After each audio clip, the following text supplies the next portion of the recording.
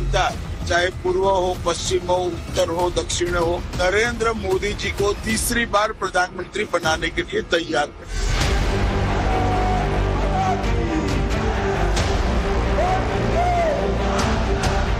अगर इस देश में कोई एक पार्टी पिछड़ा वर्ग की विरोधी पार्टी है तो वो कांग्रेस पार्टी। ना उनको बहुमत मिलना है, ना सीए वापिस जाना है।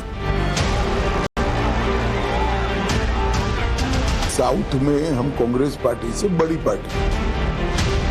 राहुल गांधी क्या सकती, इनके एडवाइजर भी ढंग के नहीं रख सकती कांग्रेस पार्टी। इंदिरा जी कहकर गई थी हम गरीबी हटाएंगे, गरीबी हटाने का काम इतने सालों के बाद मोदी जी कर रहे हैं। 4 तारीख को 1 बजे तक इस देश की जनता आशीर्वाद देकर मोदी जी को 400 पार के बहुमत के साथ तीसरी बार प्रधानमंत्री बनाएगी।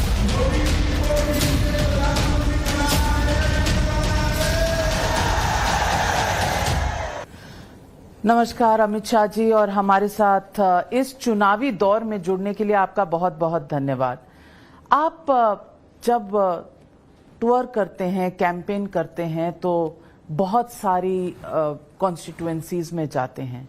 400 पार आपको लगता है ये सिर्फ नारा होगा या ये असलियत में बदलेगा? क्योंकि 2-0 तो आपका चुनाव शुरू होने से पहले ही हो गया है, सूरत और इंदौर, और विपक्ष का कहना है कि आप इसमें भी कहीं ना कहीं लोकतंत्र पर अटैक कर रहे हैं क्योंकि कैंडिडेट डराए धमकाए जा रहे हैं। देखिए, 400 पार हम निश्चित रूप से करने जा रहे हैं, इसमें कोई दो राय नहीं। 4 तारीख को 1 बजे तक इस देश की जनता आशीर्वाद देकर मोदी जी को 400 पार के बहुमत के साथ तीसरी बार प्रधानमंत्री बनाएगी। रहा सवाल सूरत इंदौर में लोकतंत्र पे हमले का, इस देश में अब तक 37 लोग निर्विरोध चुने गए हैं, ज्यादातर कांग्रेस के हैं। तब राहुल बाबा ने ये बताना चाहिए कि उस वक्त उनकी पार्टी ने कांग्रेस की लोकतंत्र की हत्या की थी क्या? जब यशवंतराव चौहान जीत गए, जब उनके समर्थन से फारूक अब्दुल्ला जीत गए, जब डिंपल यादव उनकी साथी है वो चुन ली गई निर्विरोध। अपनी पार्टी के लोग इनसे संभलते नहीं है और हर हार को लोकतंत्र पर हमला कर कर वर्णित करते हैं। हार जाते हैं तो कहते ईवीएम ठीक नहीं है, ईवीएम पर ठीकरा फोड़ते हैं। जीत जाते हैं तो टप से शपथ ले लेते हैं। तो भाई जीतने के बाद भी शपथ मत लो, वही ईवीएम है, खराब ईवीएम है। खराब ईवीएम से जीतने के बाद शपथ ले सकते हैं क्या? राहुल गांधी बताए वायनाड जीतेंगे तो वो शपथ लेंगे या नहीं लेंगे? क्योंकि ईवीएम तो खराब है, उनका चुनाव ईवीएम से हुआ है। किस प्रकार की बचकाना बातें इतनी पुरानी पार्टी करी, इनको कोई सलाह देने वाला भी नहीं बचा है। नेता तो नहीं बचा है, मगर एडवाइजर भी शायद नहीं बचे हैं अब तो। आप मानते हैं कि वाकई कांग्रेस में क्राइसिस है नेता, बड़े नेता का? क्योंकि प्रत्याशी की भी क्राइसिस है, नेता की भी क्राइसिस है, नियत की भी क्राइसिस है और नीति की भी क्राइसिस।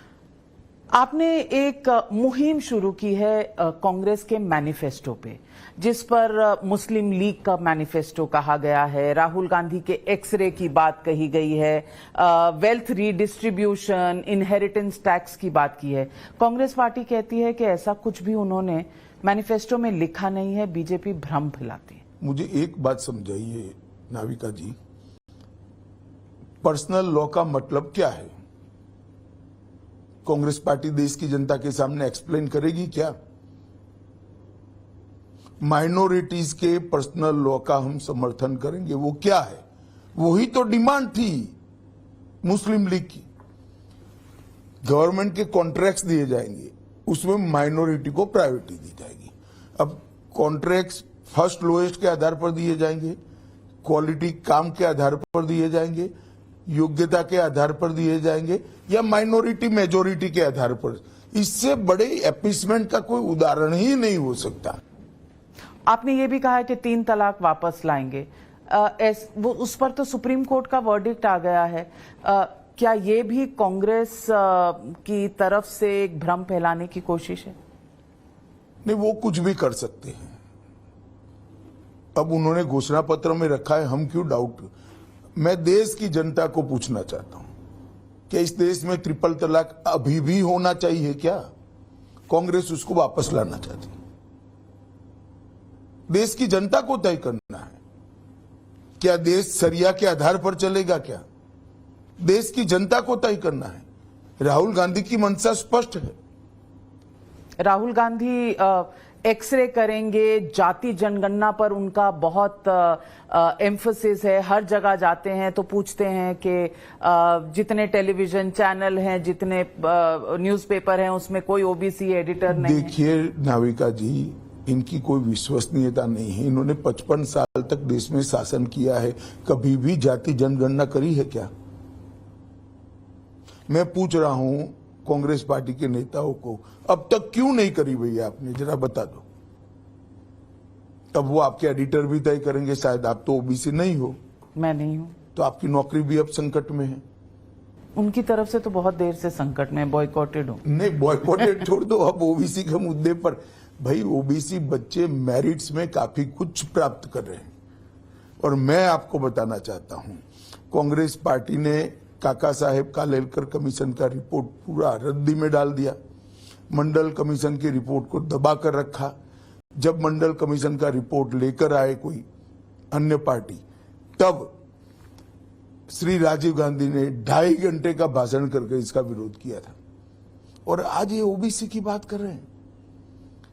कांग्रेस पार्टी अब तक सत्ता में रही 2014 तक, ओबीसी के बच्चों को केंद्र के एजुकेशनल इंस्टीट्यूशन में रिजर्वेशन नहीं दिया था। वो आरक्षण नरेंद्र मोदी जी ने आकर दिया। आज तक ओबीसी शब्द, अन्य पिछड़ा वर्ग शब्द को संवैधानिक मान्यता नहीं दी। ओबीसी आयोग का गठन नहीं किया गया। नरेंद्र मोदी जी ने अन्य पिछड़ा वर्ग आयोग का गठन किया। ये क्या कह रहे हैं? वो ऐसा मानते हैं क्या कि कोई कुछ समझता नहीं है?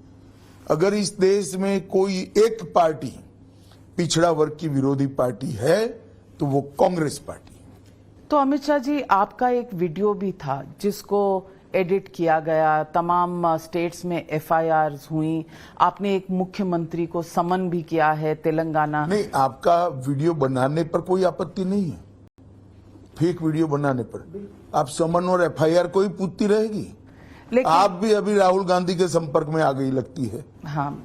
देखिए, मूल चीज क्या है?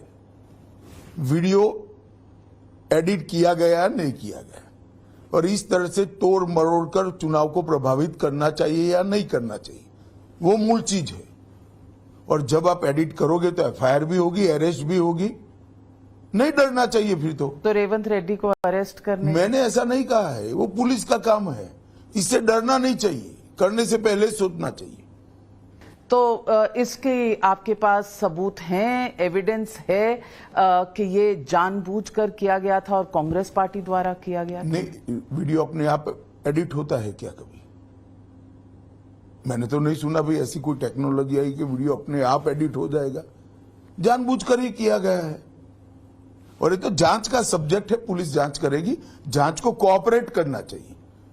और फिर कहेंगे नहीं नहीं नहीं, हम पर एजेंसियां आ गई, ये आ गई, वो आ गई, फला आ गया, टिका आ गया, रोने लगेंगे।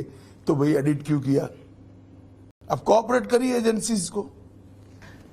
साउथ का बहुत बड़ा आपने एक टारगेट रखा हुआ है। आपको लगता है आप इतना कर्नाटक में, तेलंगाना में, आंध्र प्रदेश में आप कंसंट्रेट कर रहे हैं, तमिलनाडु इससे पहले, आपको लगता है कि बीजेपी का फुटप्रिंट साउथ में उस तरह से बढ़ेगा जिस तरह से? देखिए, कांग्रेस पार्टी से हम बड़ी पार्टी बनेंगे साउथ में।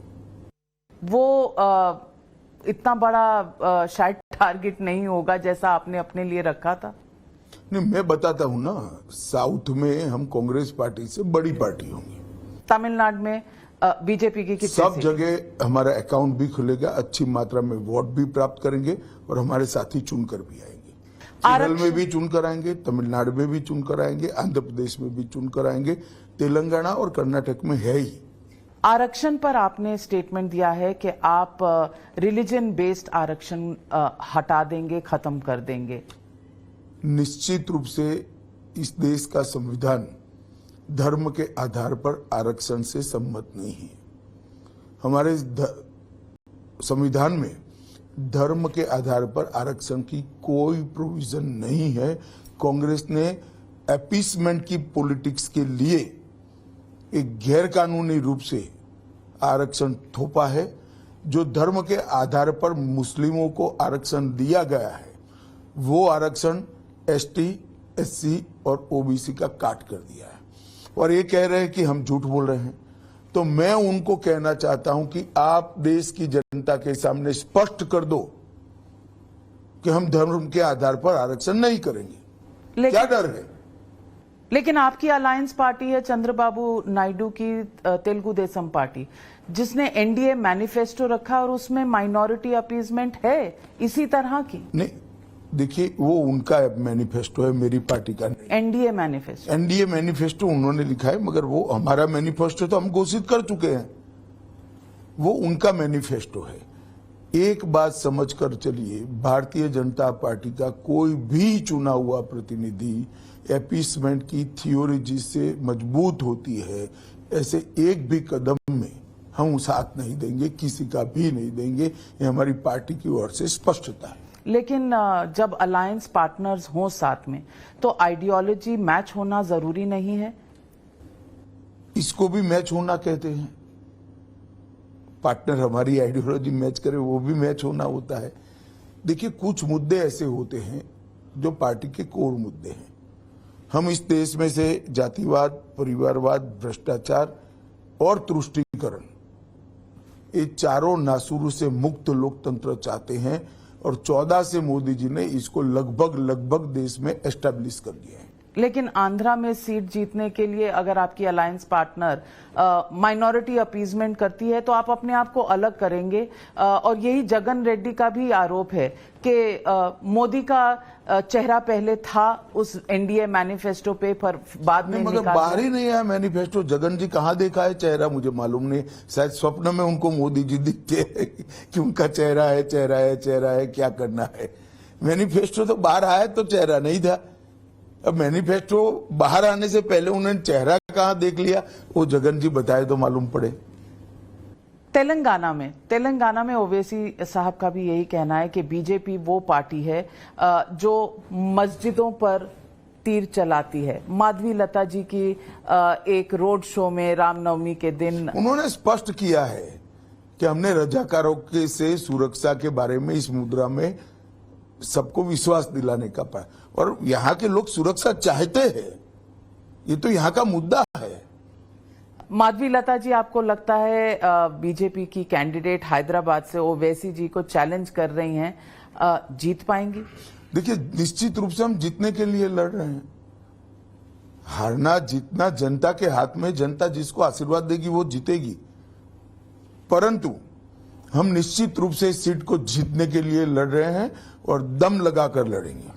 आपने रोड शो किया है और आप तमाम स्टेट्स में, उत्तर प्रदेश में, बंगाल की आपने बात की। आरोप आप पर यह है कि वही आरोप घूम फिर कर आता है कि 2 मुख्यमंत्री इस वक्त जेल में हैं, एक को समन किया गया है और ममता बनर्जी के साथ आपके मतभेद, संदेश खाली लेकर, ईडी लेकर चलते रहते हैं। क्या ये लोकतंत्र के लिए फायदेमंद है? देखिए, संदेश खाली का इन्वेस्टिगेशन सीबीआई को किसने दिया? हाईकोर्ट ने दिया। अब हाईकोर्ट भी पॉलिटिक्स कर रही है क्या? मुझे एक बात बताइए, एक महिला मुख्यमंत्री के नाक के नीचे तुष्टीकरण की पॉलिटिक्स के तहत उनकी पार्टी के ही नेता सैकड़ों महिलाओं का शोषण करते रहे। हमने इसका विरोध किया, जमीन पर विरोध किया, वहां हम विपक्ष में हैं। हाईकोर्ट ने सुओ मोटो कॉग्निजेंस लिया, उसके बाद अरेस्ट हुई, फिर उचित कदम नहीं उठाए गए। डायरी, जब केस डायरी हाईकोर्ट के सामने गई, हाईकोर्ट ने सीबीआई इंक्वायरी ऑर्डर की। अब ममता जी कह दे कि हाईकोर्ट भी पॉलिटिक्स कर रही है। वो सुप्रीम कोर्ट में है, ऑब्जेक्ट कर रहे हैं, तो सुप्रीम कोर्ट निर्णय करेगी ना, हम कहा ना बोल रहे हैं। लेकिन एक हाईकोर्ट के जज बीजेपी के कैंडिडेट बन जाते हैं, सवाल तो उठाएंगे लोग। सैकड़ों लोग इंदिरा गांधी की मिनिस्ट्री में, कांग्रेस की मिनिस्ट्रियों में मंत्री रहे। भाई आप छोड़िए ना। अपनी नौकरी छोड़ने के बाद कोई भी जुडिशियल ऑफिसर कोई भी पार्टी को ज्वाइन कर ही सकता है। ये कोई पहली बार नहीं हुआ है, लेकिन अगर हम करते हैं तब सवाल उठते, इतना ही है। लेकिन आप वहां महिला रक्षा में खड़े हैं संदेश खाली में, और यहां कर्नाटक में आपके अलायंस पार्टनर के फैमिली मेंबर्स वो इन्वॉल्व हैं शोषण में। 2976 वीडियो की बात हो रही है जो प्रज्वल रेवन्ना की हैं, वो देश से भाग जाते हैं, किसी को पता भी नहीं चलता। देखिए, हमने इस पर हमारा स्टैंड असंदिग्ध रखा है, स्पष्ट स्टैंड है हमारा। कठोर से कठोर कदम उठाने चाहिए, और कर्नाटक सरकार नहीं उठा सकती है तो छोड़ दे, हम उठाएंगे। लॉ एंड ऑर्डर उनके हाथ में है। जब तक वोकलिगा वोटिंग नहीं हुआ, इन्होंने ये पूरी चीज को दबा कर रखा। जैसे ही वोकलिगा बिल का वोटिंग समाप्त हुआ, इसको बाहर लाए और तब तक भाग गए। मैं आपको बताता हूं, अगर उन्होंने समय पर कदम उठाए होते तो भाग भी नहीं पाते, अरेस्ट भी होते।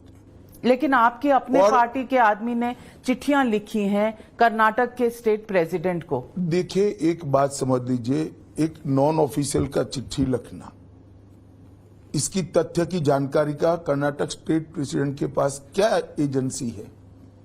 एजेंसी किसके पास है? कर्नाटक में कांग्रेस के पास है। उनको जांच करनी थी, और एक कब का मालूम होगा। मैं तो स्पष्ट आरोप लगाता हूं, इन्होंने वोकलिगा वोटिंग समाप्त होने तक इसको दबा कर रखा, क्योंकि डीके शिव कुमार स्वयं वोकलिगा है। अमित शाह जी, लोग कहते हैं कि आप राम लहर पर ही आपका पूरा दारोमदार टिका हुआ है इस चुनाव का। राम मंदिर की बात करें तो आप इसको अचीवमेंट्स में गिनवाते हैं, और वैसे महंगाई बेरोजगारी से जनता त्रस्त है। ये विपक्ष का आप पर आरोप है। देखिए, विपक्ष का काम आरोप लगाना है। मैं उनको पूछना चाहता हूं, इतने साल सरकार चलाई, कब 10 लाख करोड़ का इंफ्रास्ट्रक्चर का बजट हुआ है? इतने साल चलाई सरकार, कब सर्जिकल स्ट्राइक और एयर स्ट्राइक करने की आपने हिम्मत करी है? इतने साल सरकार चलाई, आपने कभी भी धारा 370 को छूने का हिम्मत करा है? इतने साल सरकार चलाई, आपने कभी भी हिंदू, बौद्ध, सिख, जैन, क्रिश्चियन शरणार्थियों को नागरिकता देने के लिए इनिशिएटिव लिया है? इतने साल सरकार चलाई, कभी भी गरीबों को 5 किलो अनाज फ्री ऑफ कॉस्ट दिया है? इतने साल सरकार चलाई, कभी भी एक 10 साल के अंदर 60 करोड़ से बैंक अकाउंट, ज्यादा बैंक अकाउंट खोलकर हर गरीब को देश के अर्थतंत्र में समाहित होने का अधिकार दिया है? इतने साल सरकार चलाई, 14 करोड़ महिलाओं को आपने टॉयलेट से वंचित रखा, ये अपराधिक काम है। इतने साल सरकार चलाई, 6 करोड़ लोग घर विहीन थे, 3 करोड़ हमने बना दिए, 3 करोड़ अगले 5 साल में बनाए। इतने साल सरकार बनाई, 20,000 गांव में बिजली का तार नहीं पहुंचा था, 3 करोड़ घर में बिजली नहीं पहुंची थी, हमने पहुंचाई। अगर आपने सब कर लिया होता, घर नल से जल 14 करोड़ घरों, अगर 55 साल में ये सब कर लिया होता तो हमारे तो करने के लिए कुछ आता ही नहीं। चुनाव के मुद्दे तो ये है नाविका जी। तो चुनाव के मुद्दे ये हैं कि आप कह रहे हैं कि बेरोजगारी, महंगाई मुद्दा नहीं है। जरूर मुद्दा है, उसको भी हमने कंट्रोल में रखा है, रोजगारी भी बढ़ी है। एक इस देश में एक 6 साल में 1 करोड़ लखपति दीदी अपना स्वरोजगार जनरेट की है, सैकड़ों स्टार्टअप बने हैं, ढेर सारी इंडस्ट्री, सारे इन्वेस्टमेंट के रिकॉर्ड तोड़ने का काम ये 10 साल के अंदर हुआ है। जब 10 लाख करोड़ का इंफ्रास्ट्रक्चर बनता है तो आप क्या समझती है, रोजगारी नहीं मिलेगी? सरकारी नौकरियों की मैं बात कर लेता हूं। एक साल के अंदर 23-24 के साल में मोदी जी ने 10 लाख युवाओं को सरकारी नौकरी देने का काम किया है, जो सर्वाधिक है आजादी से अब तक। मगर उनको झूठ बोलकर भाग जाना है, बहस में नहीं आना है। आप कर लो ना राहुल गांधी का इंटरव्यू, मैंने सब कहा, पूछना आप जरा, कर पाओ तो कर लो, जाओ। तो फिर झूठ बोलकर भाग जाना ही काम बचा है उनके। लेकिन उनका ये भी कहना है कि अगर 80 करोड़ लोगों को आज भी गरीब होने पर मुफ्त राशन मिल रहा है, तो बात तो यही हुई कि 80 करोड़ लोग गरीब हैं इस देश में। नहीं तो किसकी लेगेसी है? हमने तो उसमें से 25 करोड़ को गरीबी रेखा के बाहर निकाला है। अभी वो बेचारे सस्टेन हो रहे, इसके लिए उनका मुफ्त राशन हम बंद करना नहीं चाहते, परंतु 25 करोड़ लोगों को गरीबी रेखा के हमने बाहर निकाला है। राहुल गांधी और ये लेगेसी किसकी है? किसने 4 पीढ़ी से 55 साल तक यहां शासन किया? कांग्रेस और उनके चट्टो बट्टों ने शासन किया है। और राहुल गांधी क्या मुझे तो मालूम नहीं पड़ता कि इनके एडवाइजर भी ढंग के नहीं रख सकती कांग्रेस पार्टी। कांग्रेस पार्टी सालों से इनके अध्यक्ष एडवाइजरों से चले हैं। आपने सैम पिट्रोडा का मुद्दा भी उठा लिया, इनहेरिटेंस टैक्स का, जबकि वो मालूम नहीं सैम पित्रोडा जी आइवरी टावर में जीते, ना उनको भारत की देश की ग्राउंड रियलिटी मालूम है, ना हमारे लोगों की रिक्वायरमेंट मालूम है। अच्छे व्यक्ति है, परंतु आइवरी टावर में जीते। वो जहां जीते हैं रहते हैं, वो देश की। आप मानते हैं अच्छे व्यक्ति हैं? मैं तो मानता हूं, हर व्यक्ति अच्छा होता है, कुछ न कुछ तो अच्छा होता ही है। राहुल गांधी भी? सब में कुछ न कुछ अच्छा होता है, आप में भी होगा। वो तो देखने का नजरिया चाहिए। तो राहुल गांधी में क्या अच्छा लगता है आपको? मेरा काम नहीं, उनकी माता जी का काम है अच्छा ही देखना। राहुल गांधी कह रहे हैं कि महिलाओं के अकाउंट में 1 लाख रुपए हर साल आएंगे, खटाखट खटाखट। देखिए नाविका जी, इस आधार पर निर्णय मत करना वोट देने का। इंदिरा जी कहकर गई थी हम गरीबी हटाएंगे, गरीबी हटाने का काम इतने सालों के बाद मोदी जी कर रहे हैं। इन लोगों को, इनका एक सूत्र है पूरे परिवार का, झूठ बोलो, बार बार बोलो, सार्वजनिक रूप से बोलो, और फिर न सुने तो बड़े आवाज से बोलो। ये 4 सूत्रों के आधार पर 4 पीढ़ी चलाई है इन्होंने। लेकिन ये जो वेल्थ रीडिस्ट्रीब्यूशन है कि मंगलसूत्र छिन जाएंगे, घुसपैठियों को दे दिया जाएगा, क्या ये सही था इंटरप्रिटेशन जो किया गया? बिल्कुल सही है। मैं आपको बताता हूं, मनमोहन सिंह जी ने कहा है या नहीं कहा है कि इस देश के संसाधन पर माइनॉरिटी और उसमें भी विशेष कर मुसलमानों का अधिकार है। लेकिन उससे पहले वाले वाक्य में उन्होंने शेड्यूल ट्राइब्स वो ठीक है, मगर बाद में तो प्रायोरिटी तय कर दी। तो ये सब तो बेचारे द्वितीय कक्षा की प्रायोरिटी में चले गए, schedule caste, schedule tribe, OBC.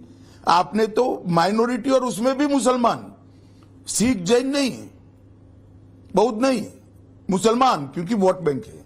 चलिए, तो फिर सवाल ये पूछते हैं कि आपके मैनिफेस्टो में यूसीसी है, एक वन नेशन वन पोल है, लेकिन इस बार एनआरसी नहीं है, कोई खास वजह? पहले मैं बता देता हूं, वन नेशन वन पोल ये बहुत महत्वपूर्ण सुधार होने वाला इस देश की चुनाव प्रक्रिया में। देश में बार बार चुनाव होने से समय की और धन की, संसाधन की बहुत बड़ा व्यय होता है। दूसरा, बार बार कोड ऑफ कंडक्ट लगने से विकास भी बाधित होता है, और देश की जनता वोटिंग जो करती है उसमें बहुत सारे कंफ्यूजन भी होते रहते हैं, राष्ट्रीय मुद्दों पर, स्टेट के मुद्दों पर और स्थानीय मुद्दों पर। वोटिंग का एक ही समय तय होना चाहिए, और देश की जनता ने कई बार इसका क्षीर नीर किया है। ऊपर अलग लोगों को वोट दिया है, नीचे अलग, आज भी होता है जहां साथ में चुनाव होते हैं। तो ऐसा भय रखे बगैर मैं तो अपील करता हूं सभी दल को कि मोदी जी ये जो नया विचार लेकर आए हैं वो देश की चुनाव प्रक्रिया में शुचिता भी स्थापित करेगा और उसका स्वास्थ्य भी अच्छा करेगा, तो इसका मदद करना चाहिए। यूसीसी भी हमारे देश के संविधान के अंदर जो गाइडिंग प्रिंसिपल्स तय किए गए, क्योंकि उस वक्त ऐसी परिस्थिति नहीं थी कि यूसीसी लाया जाए, बहुत आपाधापी चल रही थी। तो संविधान सभा ने देश के विधानमंडल और संसद से अपेक्षा की कि उचित समय पर विधानमंडल और संसद इस देश में एक समान नागरिक कानून को लेकर आए। और मैं मानता हूं ये सभी चुने हुए लोगों का दायित्व था, मैंडेट था संविधान सभा में, जिसमें ज्यादातर सदस्य कांग्रेस के थे। मगर अपीसमेंट की पॉलिटिक्स करने के लिए ये लोग इसको छोड़ दिए।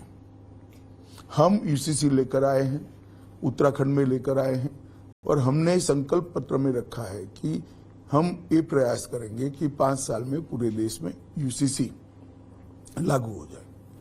आप इस पर कमिटमेंट है आपकी कि इस 5 साल में के पहले 100 दिन के प्रोग्राम में होगा? 100 दिन को मत छूइए आप, 5 साल का घोषणा पत्र होता है, संकल्प पत्र होता है, इसमें हो जाएगा। एनआरसी? एनआरसी के लिए अभी अभी हमारा कोरोना के कारण थोड़ा लेट हो गया, थोड़ा सहमति बनाने में लेट हो गया, तो अभी अभी हमने ये सीएए को लागू किया है। अभी भी ममता जी, कांग्रेस सब तो विरोध करे, कह रहे हैं हम वापस ले लेंगे। ले सकते हैं? कोई सवाल ही पैदा नहीं होता, ना उनको बहुमत मिलना है, ना सीएए वापस जाना है। जो शरणार्थी आए सबका अधिकार है इस देश का नागरिक बनने का, और मेरे और आपके जितना ही अधिकार जो शरणार्थी बनकर आए हैं उनका है। ये देश का कमिटमेंट था उनको पार्टीशन के वक्त। पार्टीशन का पाप भी कांग्रेस ने किया, और पार्टीशन के वक्त दिया हुआ वादा तोड़ने का पाप भी कांग्रेस ने कराया। नहीं कर सकते वो ऐसा। तो फेडरलिज्म का क्या होगा? वो कहते हैं कि स्टेट्स का आपने कोई रोल नहीं छोड़ा। देखिए, ये जो बातें करते हैं बच्चे जैसी और अनपढ़ जैसी करते हैं। हमारे संविधान में स्टेट का, सेंटर का और साझा 3 प्रकार से विषयों का आवंटन हुआ है। नागरिकता शुरू से, जब से संविधान बना तब से सेंटर का रोल है, स्टेट का रोल ही नहीं है। क्या ये गलत फहमियां लोगों में पड़, और आप जैसी स्टडीड जर्नलिस्ट इसको सवाल बनाकर मुझ पर थोप रही हैं।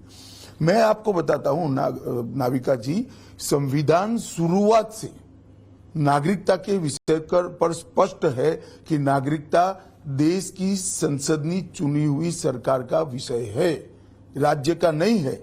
हर राज्य नागरिकता के बारे में अलग अलग कानून बनाएगा तो देश बिखर जाएगा। तमिलनाडु अपना बनाएगा, गुजरात अपना बनाएगा, महाराष्ट्र अपना बनाएगा, बंगाल, ऐसे नहीं चल सकता देश। जैसे विदेश नीति केंद्र सरकार का एकाधिकार है, रिजर्व बैंक केंद्र सरकार का, इसी प्रकार से नागरिकता केंद्र सरकार का एकाधिकार है, और आज से नहीं 1950 से। अमित शाह जी, लेकिन 2 मुख्यमंत्री चुनाव से पहले अगर जेल में जाते हैं, देखिए टाइम पर वो इन्वेस्टिगेशन कोऑपरेट करते तो चुनाव के पहले चले जाते। इस देश में बहुत सारे मुख्यमंत्री विपक्ष के हैं, ममता जी भी है, हिमाचल की भी है, ढेर सारे, क्यों कोई नहीं जाता, सिद्धरामैया जी है। ऐसा नहीं है, आप करप्शन करोगे पकड़े जाओगे, चुनाव तक आप आपकी पेशी टालते जाओगे, चुनाव के वक्त अपीयर होगे, फिर अरेस्ट होगे, तो देखो देखो देखो चुनाव के वक्त, अरे भाई तो 6 महीना पहले आ जाना चाहिए था। लेकिन इंसुलिन भी ना देना जेल में, उनकी हेल्थ को, एक और झूठ को आप प्रचारित कर रही है, कैरी कर रही है, आप नहीं कर रही प्रचारित, कैरी कर रही है। दिल्ली में जेल दिल्ली सरकार के अंतर्गत है। अगर आप पार्टी ही उनको इंसुलिन नहीं दे रही है तो आप पार्टी में गंभीर संकट है। आपका आरोप है कि आरोप नहीं है, मैं फैक्ट बता रहा हूं। दिल्ली की जेल दिल्ली सरकार के, वो कह रहे हैं उनकी जान को खतरा है, तो आप पार्टी से ही है, आप पार्टी से ही है। वो इसका मतलब तो यही होता है, क्योंकि जेल में, मैं नहीं मानता जान को खतरा है, परंतु है तो फिर आप पार्टी से हैं, क्योंकि दिल्ली की जेल दिल्ली सरकार के अधीन है, भारत सरकार का कोई रोल नहीं है। दिल्ली सरकार उनकी है, जेल में बैठकर वो ही चला रहे हैं। आपको लगता है ये सही है कॉन्स्टिट्यूशनली के एक मुख्यमंत्री? देखिए, मुझे तो सही नहीं लगता है नाविका जी। मैं भी जेल में गया था, मुझे एनकाउंटर के मामले में कांग्रेस सरकार ने जेल में डाला था। बाद में कोर्ट ने कहा कि पॉलिटिकल षड्यंत्र है कर मुझे बरी किया, मतलब मेरे आरोप खारिज कर दिए, स्क्रैप कर दिए। परंतु मैंने भी अरेस्ट होने से पहले इस्तीफा दे दिया था। हेमंत सोरेन जेल में गए, अरेस्ट होने के पहले वो इस्तीफा दे दिए। अब संविधान में ऐसा कोई प्रोविजन ही नहीं है कि ऐसा कोई करेगा तो क्या होगा, क्योंकि संविधान सभा ने ऐसे निर्लज्ज मुख्यमंत्री चुन कर आ जाएंगे जो जेल में जाने के बाद भी इस्तीफा नहीं देंगे, ऐसे सत्ता लोलुप लोग आ जाएंगे, इसकी कल्पना ही नहीं करी थी। शायद उनको ये इतना विजुअलाइज नहीं कर पाएंगे, तो आप लगता है संशोधन होना चाहिए या कोई लॉ होना नहीं, चाहिए? हमारा ये एजेंडा नहीं है। जनमत क्या बनता है इसके आधार पर कानून बनते हैं। अभी तो जनता ही इसको तय करेगी अच्छा है या पर होना चाहिए कि नहीं? अगर कॉन्स्टिट्यूशन में कोई देखिए, गैप मेरे है। बोलते ही आप इसको केजरीवाल के साथ जोड़ दोगी। मैं इस नहीं। विषय पर सुनिए ना, मुझे मालूम है कैसे चलता है जर्नलिज्म। मैं इस विषय पर अभी कुछ बोलना नहीं चाहता। देश की जनता तय करे कि ऐसे निर्लज्ज मुख्यमंत्री होने चाहिए या नहीं होने चाहिए। मैं आपसे पूछना चाहती हूँ, आजकल एक मुद्दा उठा हुआ है इंटरनेशनली भी, वो है यूएस ने उठाया जो मुद्दा है। यूएस ने कहा है कि रॉ से R&AW से कोशिश की गई पन्नून को निशाना बनाने। यूएस ने कोई मुद्दा नहीं उठाया, किसी अखबार ने उठाया। अखबार को आप यूएस मत बना दो, वॉशिंगटन पोस्ट। हाँ, इसको यूएस मत बना दीजिए, वो अखबार है आपके जैसा। तो आप इस मैटर को सीरियसली नहीं, देखिए, डिप्लोमेसी अगर यूएस सरकार गंभीरता से मानती है तो डिप्लोमेट चैनल से चर्चा करेंगी, हम उसका जवाब देंगे। हमारा कोई रोल कहीं पर नहीं है। सवाल लोगों का ये है कि 400 पार अगर आपको पहले ही पता है तो फिर कहीं फिर से ईवीएम में घोटाला तो नहीं? देखिए, हमने लास्ट टाइम 300 पार का नारा दिया था, तो क्या ईवीएम में घोटाला था? तो राहुल गांधी वायनाड से कैसे जीते? इतनी सारी सरकार, उसके बाद 5 साल में कैसी ऑपोजिशन की बनी? 400 पार का लक्ष्य रखने का हमारा अधिकार भी नहीं है क्या लोकतंत्र के अंदर? कोई राजनीतिक गठबंधन एनडीए अपना लक्ष्य तय नहीं कर सकता? किस प्रकार से हमें पर दबाव बनाया जा रहा है? आप हारोगे तो हम भी हारना तय कर ले। आपके कर्म ऐसे है तो जनता आपको नहीं चुनती है। हमारे काम अच्छे हैं तो हम विश्वास से जा रहे हैं। मोदी जी ने 10 साल में कोई ऐसा काम नहीं किया कि भारतीय जनता पार्टी के कार्यकर्ता का सर नीचा हो। आज हम सर उठाकर चल रहे हैं कि पूरी दुनिया में मोदी जी ने भारत का सम्मान बढ़ाया है, भारत को सुरक्षित किया है, भारत को समृद्ध किया है, गरीबों का कल्याण किया है। लेकिन फिर वोटिंग परसेंटेज गिर क्यों रही है? इलेक्शन कमीशन देखिए, वोटिंग परसेंटेज 2 आइडियोलॉजी के लोगों को मिलकर बनती है। मुझे लगता है कांग्रेस का खेमा पूरा सुस्त पड़ा है, वोट डालने ही नहीं निकल रहे हैं। लेकिन कर्नाटक में तो आप कह रहे हैं आप बहुत स्ट्रांग विकेट पे हैं। अगर स्ट्रांग विकेट पे हैं तो बेंगलुरु के अंदर वोटिंग परसेंटेज में 8-9% मगर वहां पर भी कांग्रेस का वोट तो है। उनको मालूम है काहे को टाइम जाया करे, जितना बितना है नहीं। राहुल बाबा बैठे, यस मिलना नहीं है, छोड़ो अभी। लेकिन ये सिर्फ राहुल बाबा का इलेक्शन तो नहीं है, इसमें तमाम पार्टियां हैं, इंडिया अलायंस है, कौन ममता प्रधानमंत्री बनर्जी, बनेगा बताओ तो अखिलेश मुझे। यादव। नहीं, कौन बनेगा? आप बताइए। आप शरद पवार जी बन सकते हैं क्या? ममता जी बन सकती है क्या? उद्धव जी बन सकते हैं क्या? अखिलेश बन सकते हैं क्या? स्टालिन बन सकते हैं क्या? या तो फिर एक सुझाव आया था बारी बारी हर साल एक बनाएंगे। किस प्रकार का गठबंधन है जिसका ना नेता है, ना नीति है, ना नीयत है? पर इस तरह के एक्सपेरिमेंट्स पास्ट में हुए हैं। अच्छे हुए हैं क्या? पर हुए हैं। यूनाइटेड फ्रंट गवर्नमेंट आई, यूपीए गवर्नमेंट आई। देश की जनता ने तय कर लिया कि जो 30 साल एक्सपेरिमेंट चले, इससे देश काफी पिछड़ गया। आपके ऊपर सवाल ये भी उठाए जाते हैं इलेक्टोरल रिफॉर्म्स के, इलेक्टोरल बॉन्ड्स के। क्या इलेक्टोरल बॉन्ड्स की जो वजह है वो बीजेपी के लिए कहीं ना कहीं सुप्रीम कोर्ट का ऑर्डर आपके लिए आपको अनकंफर्टेबल नहीं करता? जरा भी अनकंफर्टेबल नहीं करता। ये राहुल जी आरोप लगा रहे हैं तो ये कह रहे हैं उगाही है, ऐसा शब्द प्रयोग कर रहे हैं। तो क्या 1600 करोड़ के बॉन्ड कांग्रेस पार्टी को मिला, वो उगाही के उनकी राज्य सरकार के ठेकों के सामने लिया है क्या? देश की जनता के सामने वो स्पष्ट करे। पर वो बोल रहे हैं, उनको मालूम नहीं है मेरी पार्टी को भी 1600 करोड़ का बॉन्ड मिला है, और बोलते ही जा रहे। राहुल गांधी को आप सीरियसली नहीं लेते? मैं नहीं, देश की जनता सीरियसली ने 20 बार लॉन्च किया, सोनिया जी ने 20 बार लॉन्च फेल हो गए, इस बार 21वीं बार कर रहे हैं, देखो क्या होता है। मैं क्या मेरा तो एक वोट है नहीं, पर जो निश्चित है, भारतीय जनता पार्टी को जाना है। राहुल गांधी पार्टी से सबको ले लेते हैं और राहुल गांधी आपको पसंद नहीं है, उनकी पार्टी से जो भी आता है वो आपके लिए नहीं, तो ठीक हमने है। कभी ये नहीं कहा कि कांग्रेस में सभी लोग बुरे हैं। अब वो भी समझ गए हैं कि इनके नेतृत्व में कुछ होना नहीं है। तो जो आरोप लगे हुए, जो टेंटेड हैं, सब आपके पार्टी में आ जाते हैं और विपक्ष कहती है आपका एक बीजेपी देखो ब्रांड नाविका जी, वॉशिंग मशीन है। आप भ्रांति खड़ा मत करिए। विपक्ष कहता है कि वॉशिंग मशीन है तो आपके कपड़े तो मैले है ना। ये तो विपक्ष ने अब एडमिट कर लिया कि हमारे कपड़े मैले हैं, तो धोने हमारी वॉशिंग मशीन में जाते हैं। ये किस प्रकार के लोग हैं जो स्वीकार कर लेते हैं कि हम मैले हैं। खैर छोड़िए, वो उनका सवाल है।